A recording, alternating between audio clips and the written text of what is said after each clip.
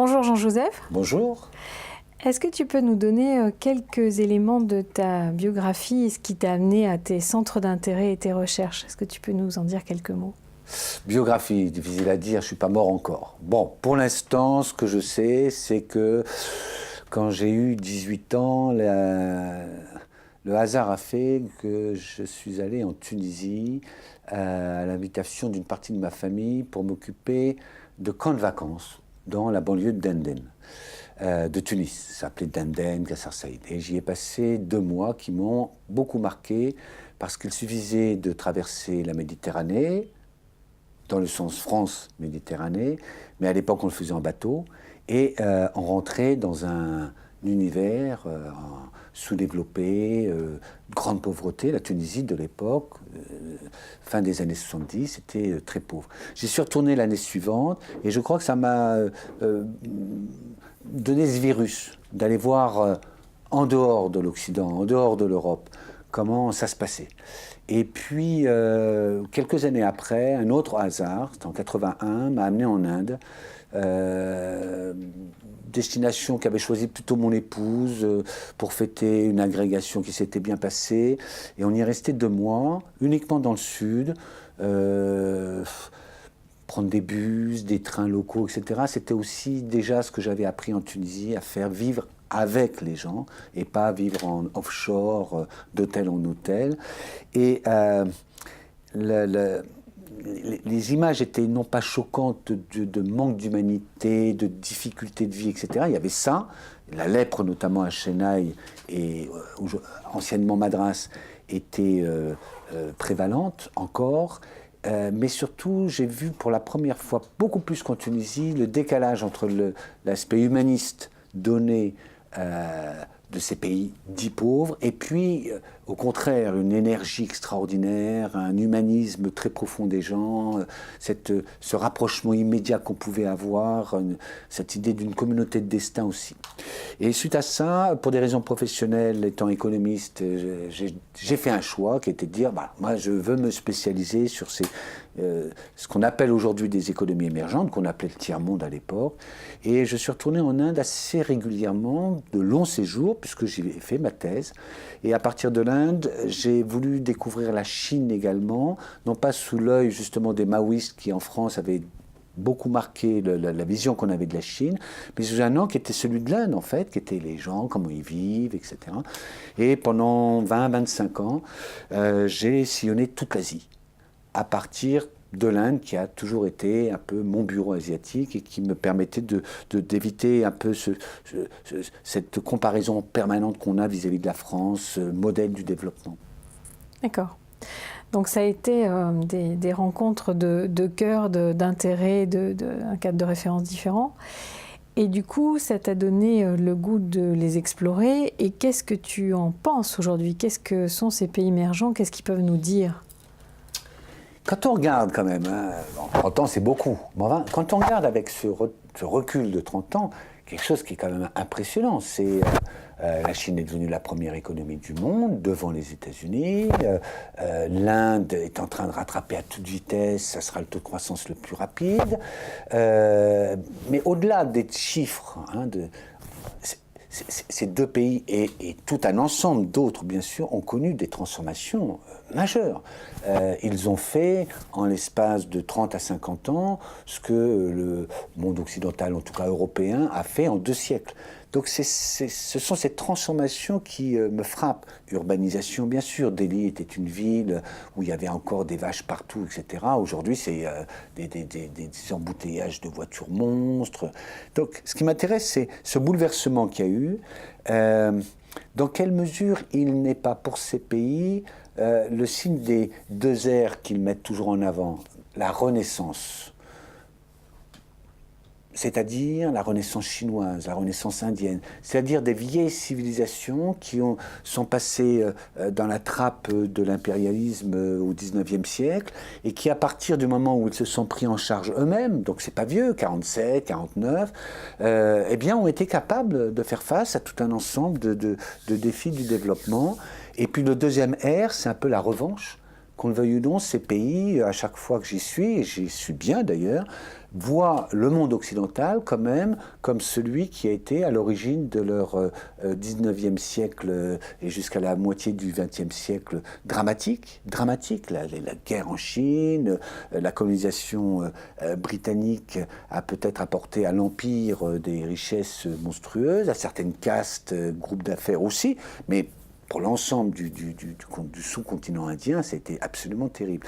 Et donc une sorte de revanche, c'est-à-dire, vous voyez, quand on se prend en main, nous, voilà ce dont on est capable. Alors, c'est pas le développement équilibré qu'on souhaiterait parfois, mais enfin, le fait est qu'ils sont en train de prendre un essor, une place dans l'économie mondiale, et au-delà de l'économie mondiale, je pense, d'images que l'on peut avoir de ces civilisations, dans le passé, oui, mais aussi demain. Ils veulent être à la pointe du monde du XXIe siècle. Quelque part, ça nous donne une leçon de résilience pour nous, l'Occident. Résilience dans quel sens ? Dans le sens où, justement, il y a eu ces souffrances-là, ces traumatismes, de se vivre alors que c'était des cultures merveilleuses, enfin, elles le sont toujours, mais historiquement, que l'impérialisme ou un peu l'isolation qu'a eu la Chine les a conduits à être vécus par l'Occident comme étant pas tout à fait aussi développés de ces deux pays-là. Et donc ça pourrait nous donner à nous une leçon de résilience, puisque là pour le moment on est plutôt d'émergents qu'émergents ou que réémergents. Alors leçon, oui, parce que ce qui donne de l'épaisseur au monde indien, au monde chinois ou au monde africain, que je fréquente depuis quelques années, c'est précisément ce proverbe africain, quand tu veux savoir où tu vas, regarde d'où tu viens. Ces pays-là, il y a un autre proverbe très beau africain d'ailleurs, qui aussi explique cette résilience. Les Africains ont l'image avec les lions très fréquemment, donc c'est le jour où les lions auront leur historien, les récits de chasse ne tourneront plus à la gloire des chasseurs. Les chasseurs, nous les Européens, ils se sont emparés, et c'est très net depuis une trentaine d'années, de leur civilisation millénaire. L'Afrique, c'est plus de 2000 ans, l'Inde aussi, la Chine aussi. Et ils ont été chercher dans cette civilisation, dans cette histoire, avec les aspects positifs, négatifs, bien souvent c'est masqué, bien évidemment, mais ils ont été chercher les forces de cette énergie, aujourd'hui, du renouveau. Alors, des fois, on appelle ça du nationalisme, du chauvinisme, etc. Mais il faut bien comprendre que quand la Chine va extirper comme ça 2500 ans, la création de la Chine moderne, cet empire Chine qui crée l'unité des différentes provinces, quand l'Inde va chercher dans ses vieux textes, pas seulement les sutras du yoga, mais aussi dans des textes comme l'Arthashastra ou les fables du Panchatantra, quand l'Afrique va chercher dans sa tradition orale des griots, ses histoires des rois, il faut savoir que l'Afrique au XIVe siècle avait des empires extrêmement riches et cultivés. Eh bien, c'est ça qui leur a donné cette force de revenir devant de la scène du monde et d'exiger le droit à exister, à être écouté, avec aussi la masse qu'ils représentent, 1,5 milliard d'habitants en Chine, en Inde, en Afrique. Les Français sont gentils, mais bon, voilà, ils font 60 millions d'habitants et ils cherchent parfois un peu à se comparer à ces énormes bateaux. Donc c'est cette notion de civilisation qui est très intéressante, je trouve, pour expliquer leur résilience. Et je pense que dans les crises successives qu'on vit nous, alors on va peut-être pas revenir sur les raisons de ces crises, mais il y a quelque chose qui fait que notre modernité, notre technologie nous a rendus hors sol, pour reprendre les termes de Pierre Rabhi, et du coup il y a un tel engouement pour la technologie qu'on ne veut plus regarder l'histoire, on ne veut plus regarder le patrimoine, et je pense que nous pouvons nous appauvrir de ça très, très fortement, tandis que ces pays-là sont avec toute la force que tu dis, mais justement en sachant faire le lien avec leur histoire, leur mémoire et leur tradition. Donc je me dis, il y a peut-être là à apprendre d'eux, puisqu'on est quand même dans une arrogance occidentale toujours, à supposer qu'on est les seuls à avoir le modèle et qu'on continue à l'imposer. La preuve, c'est qu'ils en veulent pour leur propre croissance. Mais on oublie ce que tu viens de dire, c'est que même s'il y a une ouverture, une envie d'avoir une croissance équivalente à la nôtre, en tout cas celle qu'on a eue, ils la colorent autrement, ils la gèrent autrement, ils la gèrent avec leur unicité. Tout à fait. L'Occident, s'il faut l'appeler comme cela, on a l'impression que son histoire commence avec la révolution industrielle, même si on parle des rois, François Ier, etc. Mais enfin, fondamentalement, on l'a fait dater du XVIIe, XVIIIe siècle. C'est là qu'il y aurait eu l'état de droit, la révolution industrielle, l'essor économique. En tout cas, la modernité. Voilà. Et donc, on a une histoire extrêmement courte. Alors, on va parfois chercher, bien sûr, donc je parlais de Charlemagne, de François Ier, on n'est pas idiot en termes de culture historique. Mais en réalité, on voit bien un dualisme complet, un fossé complet entre ce qui est, on va dire, les traditions occidentales revendiquées, l'héritage grec, par exemple, voilà, tradition philosophique, scientifique aussi, on prétend que ce sont les Grecs qui ont tout inventé, la science moderne, et puis on voit un énorme saut de puce jusqu'au XVIIe siècle, et entre les deux traditions, une assez faible continuité. Comme le dit Onfray, par exemple, dans son livre sur Cosmos, sur le fait que l'homme s'est séparé de la nature.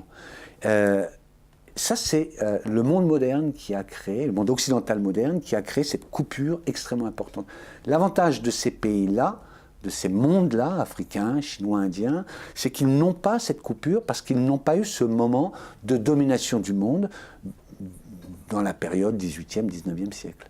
Même la Chine, qui avec Mao s'est quand même beaucoup coupée de ses racines traditionnelles, philosophiques, spirituelles et autres. Oui, mais qu'est-ce que c'est 30 ans, même pas 30 ans. Mao, il prend le pouvoir en 49 et en 72, il est déjà quasiment out. Donc 20-25 ans, c'est pas grand-chose par rapport à l'histoire de la Chine. Et quand je vais en Chine, je suis surpris de voir encore, dans la façon dont les gens font tous les matins leur gymnastique, le tai chi, dans la pharmacopée traditionnelle, dans leur mode de vie. Et pourtant, les images qu'on a de la Chine, c'est la pollution gigantesque, les embouteillages, etc. En fait, non, dans l'intérieur, les Chinois sont bien dans l'histoire longue de la Chine. Mao, c'est un empereur parmi d'autres. Ils n'en ont pas eu qu'un empereur, ils en ont eu une centaine.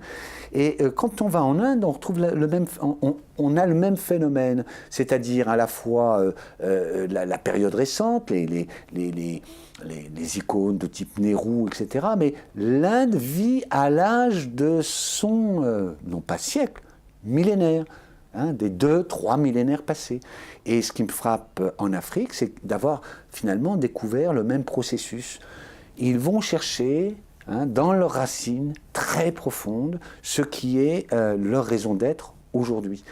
L'Occident, non, c'est vraiment cette image dont tu parlais, on est devenus les plus forts, notre modèle est le meilleur, et en fait, ça se résume à une période de l'histoire très courte, c'est 2 siècles d'histoire. Et avec cette modernité, on a le capitalisme qu'on connaît, donc avec son évolution dérégulée vers les marchés, enfin tout ce qui nous amène à ce qu'on vit aujourd'hui. Mais aussi, ce que tu dis, c'est effectivement cette coupure d'avec le vivant et cette coupure d'avec la spiritualité qui s'est continuée jusqu'à la séparation de l'Église et de l'État, fait qu'on est hors sol sur plein de domaines, en termes de sens, de transcendance, de reliance au vivant, etc. Alors que tu dis que ces 3 grands pays sont trouvent le moyen de s'approprier la modernité et tout ce qui va avec leur tradition et avec une spiritualité. Alors, si on définit la spiritualité comme, non pas la religion au sens où on l'entend nous, et effectivement, c'est 2 choses très, très différentes. Relégarer, c'est réunir, c'est créer des églises. C'est ça la religion. La spiritualité, c'est considérer que ce qui... pas nécessairement domine d'ailleurs, mais que l'homme doit marcher sur ses 2 jambes. Il y a un esprit, c'est quand même ça qui est déterminant dans les choix qu'il fait, dans les orientations qu'il va suivre, et puis il y a la vie matérielle. Quand on parle de la Chine d'aujourd'hui, on dit les Chinois sont tous des matérialistes. Et non, pas du tout. Ce qui me frappe, au contraire, c'est leur très grande spiritualité au sens où je l'ai entendu, c'est-à-dire ce qui compte, c'est ce qui se passe dans le raisonnement, dans les choix éthiques, moraux que l'on va faire. On a beaucoup parlé du retour de Confucius en Chine. En réalité, c'est pas seulement Confucius qui est poussé par les autorités, mais il y a bien d'autres philosophes. Lao Tzu est extrêmement populaire, bien sûr.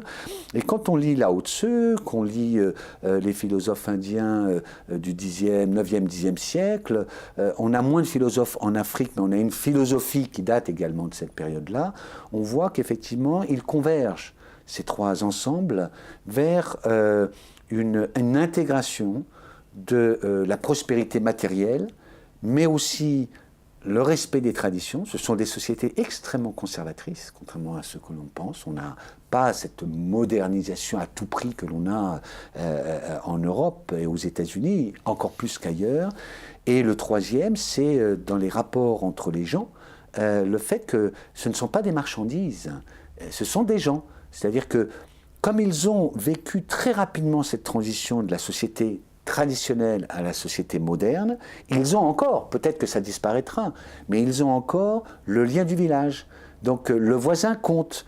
Quand je vais en Chine dans ces grandes tours où on a l'impression que tout est anonyme, non, pas du tout. Le lien avec le voisin compte parce qu'on a encore cette culture du village. Je te remercie. Je propose qu'on fasse une petite pause.